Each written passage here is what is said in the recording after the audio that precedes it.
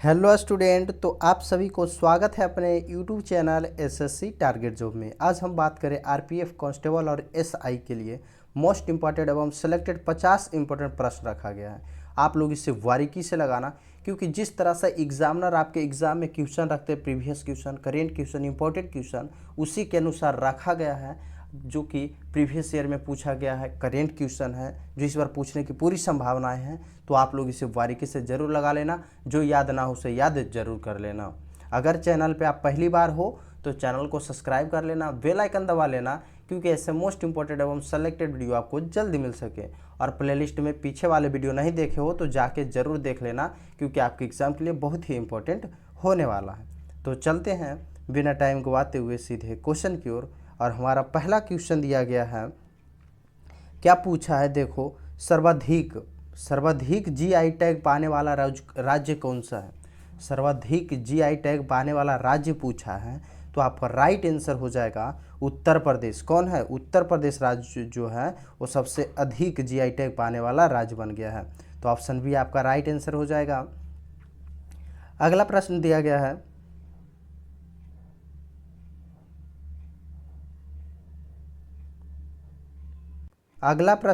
गया है, tungsten. Tungsten का संकेत क्या होता है? टंगस्टन का संकेत जो है वो पूछ रहा है क्या होता है। तो टंगस्टन को हम किस से दर्शाते हैं? तो टंगस्टन को हम डब्लू से, किससे दर्शाते हैं? डब्लू से दर्शाते हैं। इंपॉर्टेंट क्वेश्चन है, आप लोग याद जरूर रखना। तो किससे दर्शाते हैं? डब्लू से दर्शाते हैं।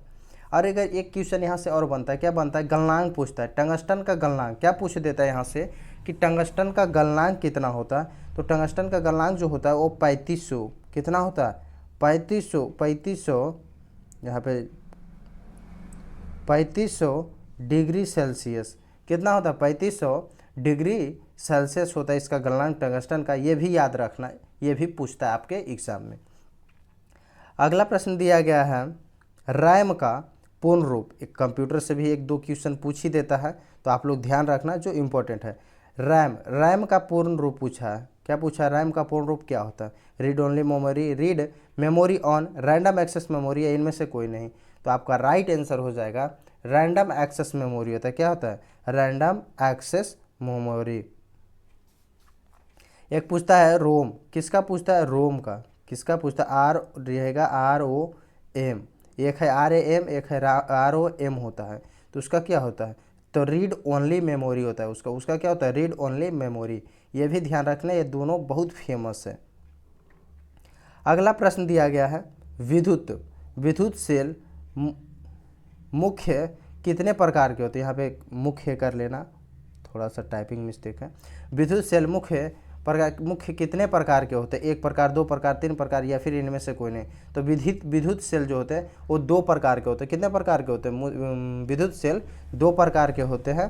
तो राइट आंसर हो जाएगा ऑप्शन नंबर बी। विद्युत सेल का खोज कब हुआ था, बता सकते हो? अगर आपको पता हो तो कमेंट बॉक्स में कमेंट कर देना, या फिर मैं बता देता हूँ। 1799 में। कब हुआ था? 1799 में इसका खोज किया गया था। अगला प्रश्न दिया गया है, 11वीं पंचवर्षीय योजना का कार्यकाल क्या था? बताओ, आपको पता होना चाहिए कि 11वीं पंचवर्षीय योजना का कार्यकाल तो कितना था, कब से, मतलब यानी पूछ रहा है कि कब से कब तक चला था 11वीं पंचवर्षीय योजना। तो 2007 से, कब से चला था? 2007 से 12 तक चला था। तो राइट आंसर आपका ऑप्शन नंबर सी हो जाएगा। अगला प्रश्न दिया गया है, अध्यादेश। क्या पूछा? अध्यादेश जारी करने की शक्ति किस अनुच्छेद में है? अध्यादेश जो जारी होता है वो किस अनुच्छेद में है? अनुच्छेद 123, अनुच्छेद 143, या फिर अनुच्छेद 164। तो ये जो अध्यादेश जारी करने का शक्ति है वो अनुच्छेद 123 में। कितना में है? अनुच्छेद 123 में है। तो राइट आंसर क्या हो जाएगा? ऑप्शन नंबर ए हो जाएगा। अगला प्रश्न दिया गया है, नागरहोल राष्ट्रीय उद्यान किस राज्य में है? नागरहोल जो है राष्ट्रीय उद्यान वो किस राज्य में है? सिक्किम, गुजरात, हरियाणा, इनमें से कोई नहीं। तो नागरहोल राष्ट्रीय उद्यान किस राज्य में है? राइट आंसर होगा आपका ऑप्शन नंबर डी, इनमें से कोई नहीं। क्योंकि नागरहोल राष्ट्रीय उद्यान जो है वो कहाँ है? वो कर्नाटक में है। कहाँ है? तो कर्नाटक में है। आप लोग याद रखना, नागरहोल जो है कर्नाटक में है, ऑप्शन में नहीं दिया गया, इसलिए आप लोग को ऑप्शन नंबर डी पे जाना है। अगला प्रश्न दिया गया है नंदी हिल्स। नंदी हिल्स किस राज्य में स्थित है? नंदी हिल्स जो है वो किस राज्य में स्थित है? तो नंदी हिल्स भी कर्नाटक में। कहाँ स्थित है? कर्नाटक में स्थित है। कहाँ स्थित है? कर्नाटक में स्थित है। आप लोग याद रखना, Nandi hills Karnataka right answer हो जाएगा, इनमें से कोई नहीं, कर्नाटक में स्थित है। अगला प्रश्न दिया गया है रंगपुर विद्रोह। रंगपुर विद्रोह कब हुआ था? बताओ जल्दी, रंगपुर विद्रोह जो है वो कब हुआ था? तो रंगपुर विद्रोह जो हुआ था 18 जनवरी 1783 को। कब हुआ था? 1783 को हुआ था, 18 जनवरी 1783। ऑप्शन नंबर ए आपका राइट आंसर हो जाएगा। अगला प्रश्न दिया गया है ऑस्ट्रिया की मुद्रा। देखो आपका मुद्रा या राजधानी एक पूछ ही देता है, तो आप लोग ध्यान में रखना। क्या आप लोग ध्यान में रखना? तो ऑस्ट्रेलिया की मुद्रा जो है वो क्या होता है? तो ऑस्ट्रिया की मुद्रा जो होता है, right answer option number C हो जाएगा। क्या हो जाएगा? सी। ऑस्ट्रेलिया की मुद्रा यूरो। और यहाँ से एक और पूछता है रूबल। रूबल जो है वो किस देश का मुद्रा है? तो रूबल जो है वो रूस का है। किसका है? रूबल जो है वो रूस का है, तो राइट आंसर हो जाएगा। रूस का पूछे रूबल, ऑस्ट्रेलिया का यूरो। अगला प्रश्न दिया गया है हाइड्रोजन का परमाणु क्रमांक।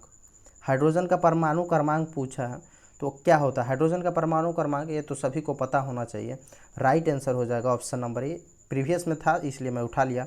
हाइड्रोजन का परमाणु क्रमांक 1 होता है।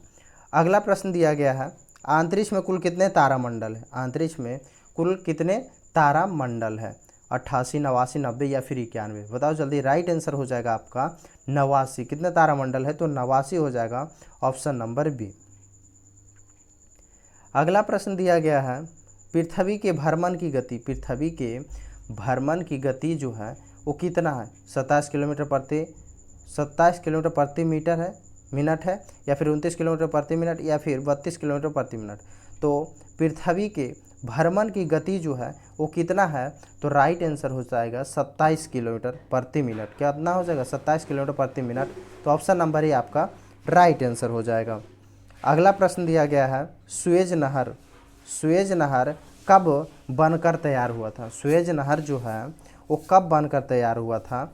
1860, 1865 या फिर 1869 को? तो राइट आंसर हो जाएगा आपका ऑप्शन नंबर सी। 1869 में सुएज नहर बनकर पूरी तरह तैयार हो गया था। तो ऑप्शन सी पर आप लोग जाइएगा, option number C right answer होगा।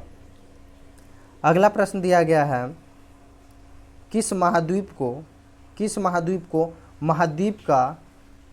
महाद्वीप कहा जाता है? किस महाद्वीप को महाद्वीप कहा जाता है? एशिया, अफ्रीका, ऑस्ट्रिया या इनमें से कोई नहीं? तो एशिया किसे कहा जाता है? एशिया को कहा जाता है, क्योंकि सबसे बड़ा महाद्वीप जो है एशिया महाद्वीप है। ये भी याद रखना, राइट आंसर हो जाएगा ऑप्शन नंबर ए। अगला प्रश्न दिया गया है पृथ्वी के स्थल पृष्ठ का कितना भाग रेगिस्तान है? पृथ्वी का स्थल पृष्ठ का कितना भाग जो है वो रेगिस्तान है? क्या भाग, कितना भाग है जो रेगिस्तान पूछ रहा है? तो 5वां भाग। पृथ्वी के स्थल का पृष्ठ का जो भाग है 5वां भाग वो रेगिस्तान है। तो राइट आंसर हो जाएगा ऑप्शन नंबर सी। अगला प्रश्न दिया गया है शांति निकेतन कहाँ पर स्थित है? शांति निकेतन जो है वो कहाँ पर स्थित है? बिहार, पश्चिम बंगाल, केरल या इनमें से कोई नहीं? तो ये शांति निकेतन जो है वो पश्चिम बंगाल हो जाएगा। कहाँ हो जाएगा? पश्चिम बंगाल में स्थित है। तो राइट आंसर आपका ऑप्शन नंबर बी हो जाएगा। चलते हैं अगले प्रश्न की ओर। अगर आप लोग अभी तक चैनल को सब्सक्राइब नहीं किए हो, जल्दी से चैनल को सब्सक्राइब कर लेना, बेल आइकन दबा लेना, क्योंकि ऐसे मोस्ट इंपॉर्टेंट एवं सेलेक्टेड वीडियो आपको जल्दी मिलता रहे। वीडियो को लाइक ज़रूर कर देना अभी तक नहीं किए हो तो, और दोस्तों के पास शेयर ज़रूर कर देना। चलते हैं अगले प्रश्न की ओर। अगला प्रश्न दिया गया है 1 रुपया का नोट कौन जारी करता है? 1 रुपया का नोट जो है वो कौन जारी करता है? आरबीआई, वित्तीय मंत्रालय या फिर आयकर विभाग या इनमें से कोई नहीं? तो 1 रुपया का नोट जो जारी करता है वो वित्तीय मंत्रालय होता है। कौन होता है? वित्तीय मंत्रालय। तो राइट आंसर आपका क्या होगा? ऑप्शन नंबर बी हो जाएगा। अगला प्रश्न दिया गया है मुंशी प्रेमचंद्र जी का अंतिम उपन्यास। यहाँ पे उपन्यास पूछा है। क्या पूछा है? उपन्यास, याद रखना। मुंशी प्रेमचंद्र जी का अंतिम उपन्यास कौन सा था? गोदान, निर्मला या फिर गबन? तो मुंशी प्रेमचंद्र जी का अंतिम जो उपन्यास था वो गोदान हो जाएगा। क्या हो जाएगा? गोदान। राइट आंसर आपका ऑप्शन नंबर ए हो जाएगा। अगला प्रश्न दिया गया है, सर्वोच्च न्यायालय किस अनुच्छेद के तहत रीट जारी करता है? सर्वोच्च न्यायालय जो है वो किस अनुच्छेद के तहत रीट जारी करता है? अनुच्छेद 17 या 25 या फिर 32 में? तो राइट आंसर होगा अनुच्छेद 32 के तहत वो रीट जारी करता है। तो राइट आंसर क्या होगा? आपका ऑप्शन नंबर सी हो जाएगा। अगला प्रश्न दिया गया है, जूडो के खेल में डैन का अर्थ क्या होता है? बताओ। जूडो का खेल है उसमें डैन का अर्थ क्या होता है? डिग्री, किक या फिर फाउल। तो क्या होता है जूडो के खेल में डैन का अर्थ? तो ये जो होता है वो डिग्री होता है। क्या होता है? डिग्री होता है। राइट आंसर आपका ऑप्शन नंबर ए हो जाएगा। अगला प्रश्न दिया गया है, किताब उल हिंद की रचना किसने की थी? किताब उल हिंद की रचना जो है वो किसने किया था? चाणक्य, सूरदास या अल-बेरूनी? तो राइट आंसर होगा आपका अल-बेरूनी। कौन क्या था? अल-बेरूनी। किताब उल हिंद का रचना इंपॉर्टेंट किताब है। राइट आंसर हो जाएगा आपका ऑप्शन नंबर ए, बहुत बार पूछा गया। अगला प्रश्न दिया गया है, किस त्यौहार को रंगों का त्यौहार कहते हैं? देख लो कितना मिस्टेक किया टाइपिंग में, थोड़ा याद रखें। किस त्यौहार को रंगों का त्यौहार कहा जाता है? होली, दिवाली या नौटंकी? तो किस त्यौहार में हम लोग रंग खेलते हैं? तो आपका ऑप्शन में होली है। तो राइट आंसर आप क्या करिएगा? होली। Option number. इतना इजी तो इंपॉर्टेंट है, बस दिमाग वाली खेल है। अगला प्रश्न दिया गया है, बादलों की दिशा एवं गति को मापने वाला यंत्र। बादलों की गति एवं दिशा मापने वाला यंत्र कौन सा? नेफोस्कोप या फिर स्ट्रेटोग्राफ या फिर हाइग्रोमीटर? तो बादलों की दिशा एवं गति मापने वाला यंत्र जो होता है वो नेफोस्कोप होता है। क्या होता है? नेफोस्कोप। राइट आंसर क्या हो जाएगा आपका? ऑप्शन नंबर ए हो जाएगा। और ये जो हाइग्रोमीटर देख रहे हो ये भी पूछ देता है। तो हाइग्रोमीटर किससे? आर्द्रता क्या मापता है? आर्द्रता मापता है। ये जो है आर्द्रता मापता है, ये आप लोग ध्यान में रखना। तो राइट आंसर क्या हो जाएगा? हाइग्रोमीटर, आर्द्रता, और बादलों की दिशा गति तो नेफोस्कोप। अगला प्रश्न दिया गया है, सदाबहार वर्षा वन कहाँ पाए जाते हैं? सदाबहार वर्षा वन जो है वो कहाँ पाए जाते हैं? तो सदाबहार वर्षा वन तो भारत में भी पाया जाता है, ब्राज़ील में भी पाया जाता है। तो राइट आंसर क्या कर लेना? दोनों। ऑप्शन में ये और भी दोनों देना चाहिए, लेकिन सबसे अधिक जो होता है ब्राज़ील में होता है और भारत में भी होता है, इसलिए आप लोग दोनों कर लेना। राइट आंसर ये याद रखना। अगला प्रश्न दिया गया है, ऑस्ट्रेलिया के घास स्थल को दिया गया भौगोलिक उपनाम क्या है? ऑस्ट्रेलिया के घास स्थल को दिया गया भौगोलिक उपनाम पूछा है। डाउन्स, प्रेरी, ये भी दोनों इनमें से कोई नहीं। तो राइट आंसर होगा डाउन्स। क्या कहते हैं? ऑस्ट्रेलिया के घास स्थल को दिया गया भौगोलिक उपनाम जो है वो डाउन्स है। इंपॉर्टेंट है, कई एग्जामों में ये पूछा गया है। तो राइट आंसर होगा आपका ऑप्शन नंबर ए। अगला प्रश्न दिया गया है, कृषि किस प्रकार की मानवीय आर्थिक क्रिया है? कृषि जो है किस प्रकार के मानवीय आर्थिक क्रिया है? तो प्राथमिक है। क्या है? कृषि जो है प्राथमिक क्षेत्र में आता है। तो राइट आंसर हो जाएगा आपका ऑप्शन नंबर ए। अगला प्रश्न दिया गया है, निम्न में से किसे मक्का का जन्म स्थान माना जाता है? मक्का का जन्म स्थान माना जाता है रूस, दक्षिण अफ्रीका, फिर मैक्सिको को? तो मक्का जो है वो खाने वाला मक्का पूछ रहा हूँ, मक्का मदीना नहीं पूछ रहा है। तो ये ध्यान में रखना। मक्का का जो गेहूं धान की तरह होता है ना, आप लोग देखे होंगे मक्का, भुट्टा भी उसे बोलते हैं। क्या कहते हैं? भुट्टा भी बोलते हैं। मक्का, भुट्टा, हाँ। उसका जन्म स्थान किस देश में है? तो मैक्सिको में। कहाँ? मैक्सिको में है। राइट आंसर हो जाएगा आपका ऑप्शन नंबर सी। अगला प्रश्न दिया गया है, विश्व में ऊन का सर्वाधिक उत्पादन करने वाला देश। विश्व में ऊन का सर्वाधिक उत्पादन करने वाला देश जो है वो कौन सा देश है? तो ऑस्ट्रेलिया है। कौन सा देश है? ऑस्ट्रेलिया जो सबसे अधिक ऊन उत्पादन करता है। तो राइट आंसर क्या होगा आपका? ऑप्शन नंबर सी हो जाएगा। अगला प्रश्न दिया गया है, सन 1883 में किस देश ने जल विद्युत की स्थापना की थी? सन 1883 में किस देश ने जल विद्युत की स्थापना की थी? तो जल विद्युत का स्थापना जो है फ्रांस किया था। कौन किया था? फ्रांस किया था। राइट आंसर क्या होगा आपका? ऑप्शन नंबर सी, फ्रांस देश। अगला प्रश्न दिया गया है,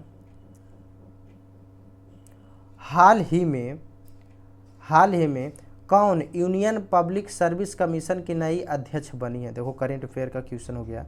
हाल ही में कौन यूनियन पब्लिक सर्विस कमीशन की नई अध्यक्ष बनी है? अनीता मिश्रा, श्रीमती प्रीति सूदन, जय राय बच्चन, या इनमें से कोई नहीं। तो कौन बने हैं पब्लिक सर्विस कमीशन की नई अध्यक्ष? इंपॉर्टेंट है, राइट आंसर होगा श्रीमती प्रीति सूदन। कौन बने हैं? तो श्रीमती प्रीति सूदन बने हैं। आपका option number A right answer होगा।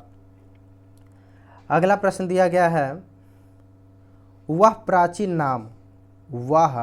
प्राचीन नाम क्या है जिससे पटना नगर को जाना जाता है? बताओ, पटना नगर को प्राचीन नाम किस नाम से जाने जाते थे? तक्षशिला, पाटलिपुत्रा, या फिर कुंडलवन? तो राइट आंसर हो जाएगा पाटलिपुत्रा के नाम से। किससे? पाटलिपुत्रा के नाम से पहले जाना जाता था पटना नगर। तो राइट आंसर होगा आपका ऑप्शन नंबर बी। कुंडलवन कहाँ है बता दो तो? कुंडलवन चौथी बौद्ध संगीति यहाँ पे हुआ था। क्या होता है? चौथी बौद्ध संगीति हुआ था कुंडलवन में। और कुंडलवन कहाँ पड़ता है? तो कश्मीर में पड़ता है। कहाँ पड़ता है? कश्मीर में पड़ता है, ये भी याद रखना। अगला प्रश्न दिया गया है, किसे सीमांत गांधी कहा जाता है? सीमांत गांधी किसे कहा जाता है? महात्मा गांधी को, आगा खां, या अब्दुल गफ्फार खां को? तो सीमांत गांधी के नाम से जाने जाने वाले व्यक्ति थे वो खान अब्दुल गफ्फार खान थे। कौन थे? खान अब्दुल गफ्फार खान। तो राइट आंसर आपका ऑप्शन नंबर सी हो जाएगा। अगला प्रश्न दिया गया है, एक गिलास पानी में कितनी कैलोरी होते हैं? तो एक गिलास पानी में 0 कैलोरी यानी 0 कैलोरी होता है। तो राइट आंसर क्या हो जाएगा? Option number A. क्या? एक गिलास पानी में कैलोरी नहीं पाया जाता है। राइट आंसर आपका ऑप्शन नंबर ए हो जाएगा। अगला प्रश्न दिया गया है, माजुली द्वीप किस राज्य में? बताओ जल्दी कि माजुली द्वीप जो है वो किस राज्य में स्थित है? तो असम में। कहाँ स्थित है? माजुली द्वीप जो है वो असम में है। तो राइट आंसर आपका ऑप्शन नंबर ए हो जाएगा। अगर आप लोग अभी तक वीडियो को लाइक नहीं किए हो तो लाइक ज़रूर कर देना और अपने दोस्तों के पास शेयर कर लेना। अगर आप लोग चैनल पे पहली बार आए हो तो चैनल को सब्सक्राइब जरूर कर लेना, क्योंकि ऐसे मोस्ट इंपॉर्टेंट एवं सेलेक्टेड वीडियो आपके पास हर रोज़ मिल सके। अगला प्रश्न दिया गया है, केपी शर्मा ओली, आप लोग सुने होंगे नाम। केपी शर्मा ओली भारत के किस पड़ोसी देश के चौथी बार प्रधानमंत्री बने? बताओ जल्दी कि केपी शर्मा ओली भारत के किस पड़ोसी देश के चौथी बार प्रधानमंत्री बने? भूटान, श्रीलंका, नेपाल, या इनमें से कोई नहीं। तो ओली साहब नेपाल का। कहाँ का? नेपाल का। राइट आंसर हो जाएगा आपका ऑप्शन नंबर सी। अगला प्रश्न दिया गया है, स्पेन की राजधानी। देखो राजधानी और मुद्रा आपका पूछता ही है, तो इसलिए आप लोग ज़रूर ध्यान में रखना। हम बहुत बार बोल चुके हैं। स्पेन की राजधानी क्या है? मैड्रिड, मॉस्को, या फिर पेरिस? तो स्पेन की राजधानी जो है आपका क्या हो जाएगा? मैड्रिड हो जाएगा। क्या हो जाएगा? मैड्रिड। ऑप्शन नंबर ए आपका राइट आंसर हो जाएगा। फ्रांस का राजधानी पेरिस फ्रांस का राजधानी। राइट आंसर आपका ऑप्शन नंबर। अगला प्रश्न दिया, एशिया का मरीज। बताओ जल्दी, एशिया का मरीज किसे कहते हैं? एशिया का मरीज चीन को। किसे कहते हैं? एशिया का मरीज चीन को कहते हैं। और आप यूरोप का बता दो। यूरोप, बताओ जल्दी, यूरोप का मरीज किसे कहते हैं? तो यूरोप का मरीज इसे बोल देते हैं तुर्की को। एशिया का मरीज चीन, यूरोप का मरीज तुर्की। दोनों इंपॉर्टेंट है, दोनों पूछा गया प्रश्न है प्रीवियस क्वेश्चन में, ये आप लोग याद रखना।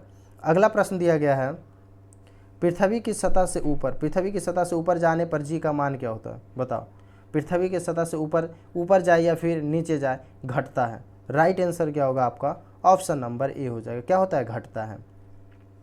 अगला प्रश्न दिया गया है, यांत्रिक ऊर्जा को विद्युत ऊर्जा में कौन बदलता है? बताओ जल्दी, यांत्रिक ऊर्जा को विद्युत ऊर्जा में कौन बदलता है? तो डायनेमो बदलता है। क्या होता है? कौन बदलता है? तो डायनेमो बदलता है। रासायनिक, मोमबत्ती जो है वो रासायनिक क्या बदलता है? रासायनिक ऊर्जा को क्या ऊष्मीय ऊर्जा में, किस में? ऊष्मीय ऊर्जा में बदलता है। तो ये भी आप लोग याद रखना। अगला प्रश्न दिया गया है, सभी द्रवों का क्वथनांक दाब बढ़ाने पर क्या होता है? सभी द्रवों का क्वथनांक दाब बढ़ाने पर क्या होता है? तो क्या होता है? बढ़ जाता है। ऑप्शन नंबर बी आपका राइट आंसर हो जाएगा। सभी द्रवों का क्वथनांक बोला है, इंपॉर्टेंट है, आप लोग ध्यान में रखना। अगला प्रश्न दिया गया है, प्रधानमंत्री नरेंद्र मोदी जी ने यूनेस्को विश्व धरोहर केंद्र को कितने डॉलर अनुदान देने की घोषणा की है। प्रधानमंत्री नरेंद्र मोदी जी है, करेंट का क्वेश्चन है, जी ने यूनेस्को विश्व धरोहर केंद्र को कितने डॉलर अनुदान देने की घोषणा की है। तो आपका राइट आंसर होगा $1 मिलियन। कितना? $1 मिलियन देने का घोषणा किए हैं। तो right answer option number A हो जाएगा। अगला प्रश्न दिया गया है, किस अनुच्छेद में जिला न्यायाधीश की नियुक्ति दी गई है। जिला न्यायाधीश होता है ना, उसको किस अनुच्छेद में नियुक्ति दी गई है। अनुच्छेद 233, अनुच्छेद 256 या अनुच्छेद 239। तो आपका राइट आंसर होगा, वो होगा अनुच्छेद 233 में। किस में दिया गया है? अनुच्छेद 233 में दिया गया है। राइट आंसर आपका ऑप्शन नंबर ए हो जाएगा। अगला प्रश्न दिया गया है, किस अनुच्छेद में धन विधेयक को परिभाषित किया गया है। धन विधेयक को जो है वो किस अनुच्छेद में परिभाषित किया गया।